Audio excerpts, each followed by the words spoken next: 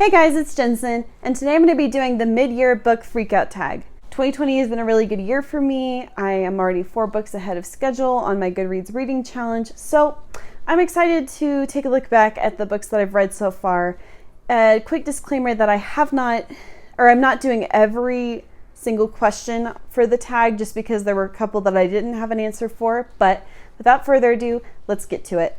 So number 1 is the best book you've read so far this year, and that for me should come as no surprise.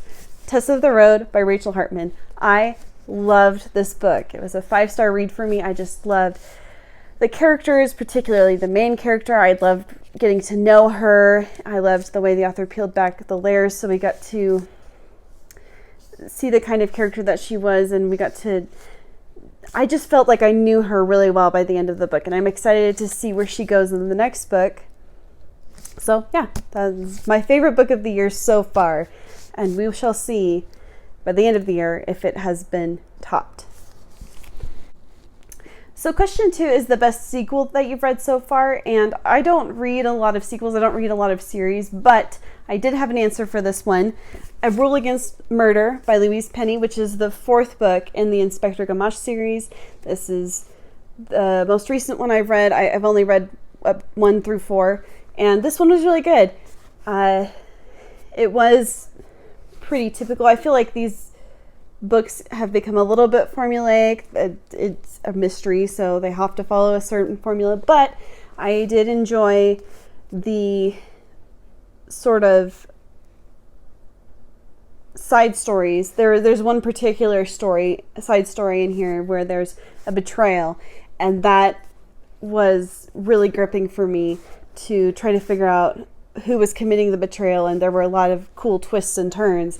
So I really enjoyed this. This was really good. This is probably the best book in the series that I've read so far. The mystery, the murder itself wasn't particularly interesting for me, but this was still quite enjoyable.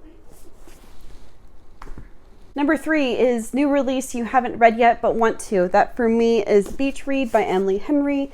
I am really excited to read this book. It has a lot of my favorite things that go in a book. Like it's a book about writers working on their craft. It's got fun romance, but it's also more serious than just your typical chick lit. So it sounds great. I really want to read it. I really want to read it before the summer is over. So yes, definitely excited about this one. Okay. So the next book is the biggest disappointment of the year so far, and that has to go to Jane Austen, A Life by Claire Tomalin. I bought this when I went to visit Jane Austen's cottage in Chawton when I did my study abroad in England, and I was really excited to read this. My English professors told me this was a great biography on Jane Austen, and I wanted to know more about her, so I picked this up this year after I read Pride and Prejudice, and I hated it. Oh, I hated it so much. The biography itself is interesting, but there's not a lot about Jane that we know. A lot of her letters were burned. There's not a lot of biographical information.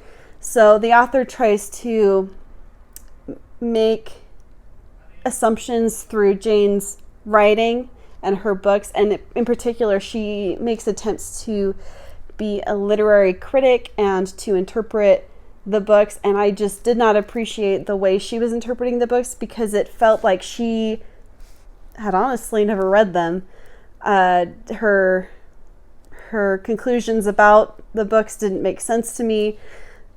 So yeah, I hated it. And I got really frustrated when she would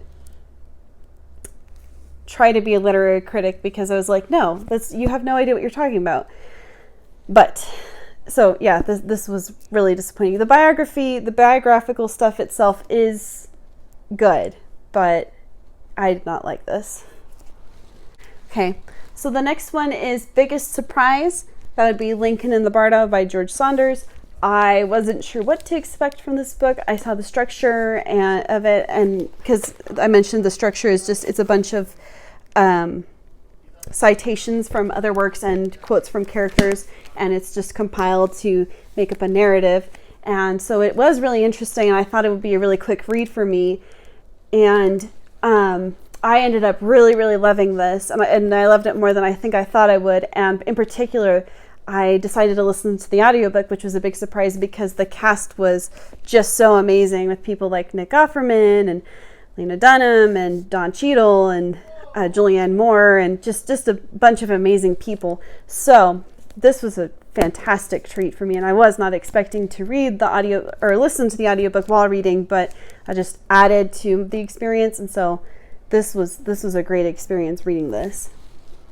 So the next one is favorite new author. I guess that would go to Jocelyn Jackson. I am excited to read more of her work after reading Gods in Alabama. I am currently reading her other book, A Grown Up Kind of Pretty, and I'm excited to look into more of her work. This book did intrigue me. I did really like it.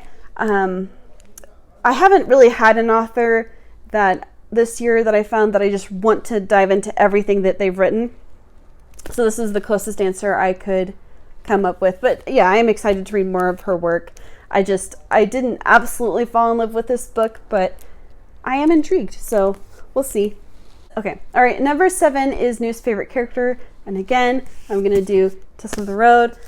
I love this character. Like I said, she's just great. She is complex. She is inspiring. And so, yeah, I'll try not to gush too much, but I love this book, and it was mostly because of the character of Tess. So, yeah. Book that made me cry. 19 minutes. I mentioned in my reading update that there was a part in this book when I was reading that just was so cruel and so horrible and so sad. That I started crying, and I felt so hurt for the character that this impacted, and I wanted to put the book down, and I was almost done with it. I only had like 100 and something pages left. So yeah, that was really tough. But I'm glad that I finished it. But this one was very difficult to get through, especially after that. I just wanted to be done. And a book that made me happy, a book that always makes me happy, The Guernsey Literary and Potato Peel Pie Society. I adore this book. It is just so cute and so fun, and I love the characters.